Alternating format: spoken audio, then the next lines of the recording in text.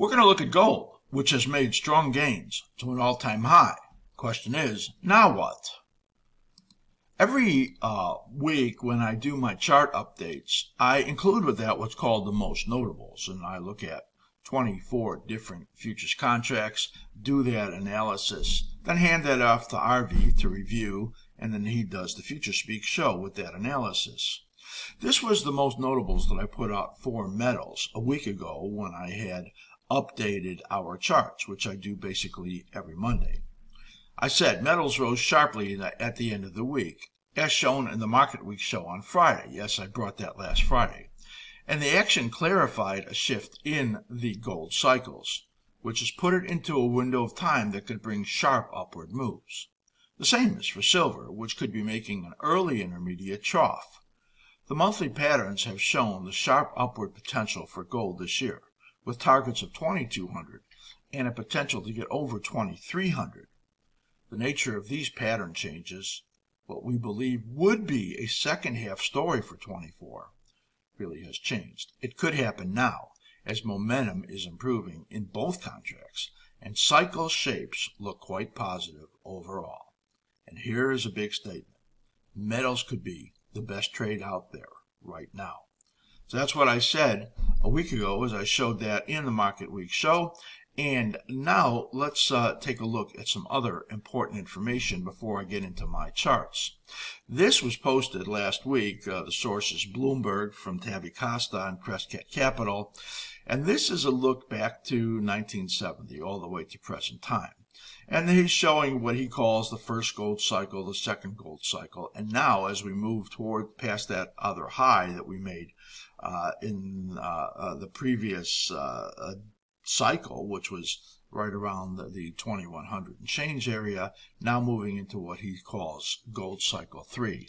And he gives this important list right over here of what he believes are the reasons that gold can go significantly higher. And this is in log scale, so he has it pointing up here to 9,000, 10,000, wherever it could potentially go. Of course, we were only looking for about 2,300 or a little higher this year, but now that could even be higher, and I'll show you that when we look at our charts.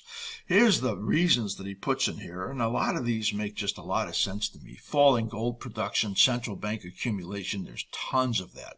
Government debt at historical levels, unattainable high fiscal deficits, the gold to S&P 500 ratio near all-time lows, G7 economics moving into a period of manufacturing revitalization. Very interesting there. That would be stimulative. Rising globalization trends, the onset of inflationary regime, and whether we have President Biden continuing or President Trump stepping back in. They were both inflationary in their actions. 60/40s, which performed very poorly in the last few years, a little better this year.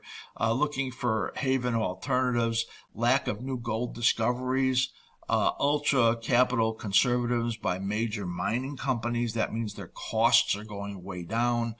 And trifecta of macro imbalances with the debt problems that are similar to that of the 1940s, inflationary issues that look like the 1970s, and asset valuations and imbalances that look like the 1920s and 1990s. And I think he's right about that, giving a lot of great reasons. And I'll give you one more reason, and that is the crypto markets are going absolutely crazy. I have believed that there has been very little utilization for them, and it's mostly a gambling, a way to gamble in the markets, and they're certainly gambling and winning right now, but that time is going to stop, and a lot of that money, when it realizes it's in trouble, is very likely to move into these markets, into the metals markets.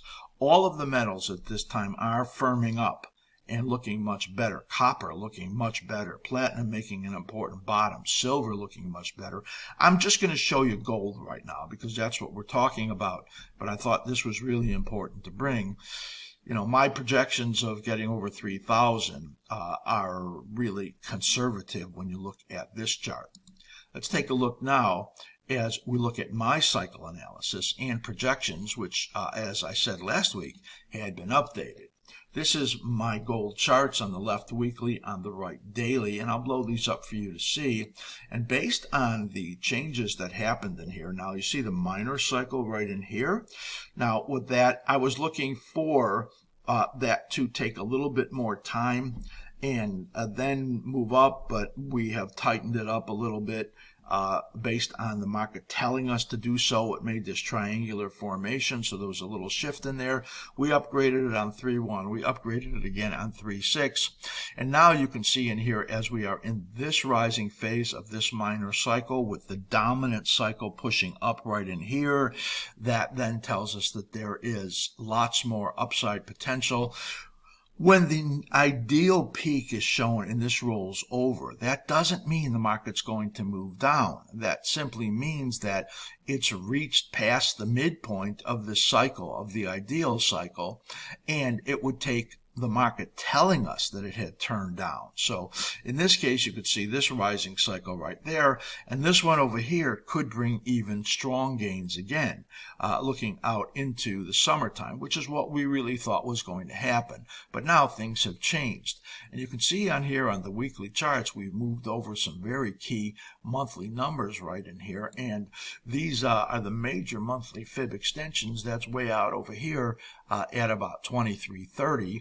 That was about the peak of where we saw we could get this year, but now it's really projecting higher to go out over here into the 24s or 2500s in this year. So this is a improved picture. This is quite bullish when we look at this and early in this rising phase. Now you could say, well, it's just going to turn down from here because it hit this important area here. That's the 78.6%. This is the 100% based on this cycle right in here, and that takes us up to that 2300. It's 2290 to 2330 right over there. That looks like the reasonable target for this year, with a lot of possibility that it goes higher. When I say that this could correct in here, why does it have to go any further? Here, when I look at the daily chart, it gives you some great information, because when I look at this cycle right in here, that's what we're going to look at right there. You can see this minor cycle there, which is calling for some kind of a correction in here. And you see this one was a little late, so this might shift over just a little bit. But this is looking for just a few days of pullback in here, and then moving up again in this next cycle. That does not allow, going back to the weekly, for any kind of a pullback, because the probabilities are high that this is still going to move sharply to the upside. Now see this yellow zone here? Each of those yellow zones normally brings pretty good corrective periods, as you can see in all of these cycles. All those pullbacks, when both of these cycles have corrections pointing to them, that is money flowing out in a corrective way. Well, you can see that shows up somewhere out over here, maybe out in April, for a bit of a pullback in here, and then moving up again. So that shows you that the market is likely to be moving up again and again. So lots of reasons to believe that gold is going to go much higher when we see this analysis in here. And yes, when we look at the chart right over here that says, well, it could go much higher, our analysis is showing that that is very likely. Pullbacks in gold and pullbacks in the metal markets, I believe, are buying opportunities. That's our revisiting of the gold analysis.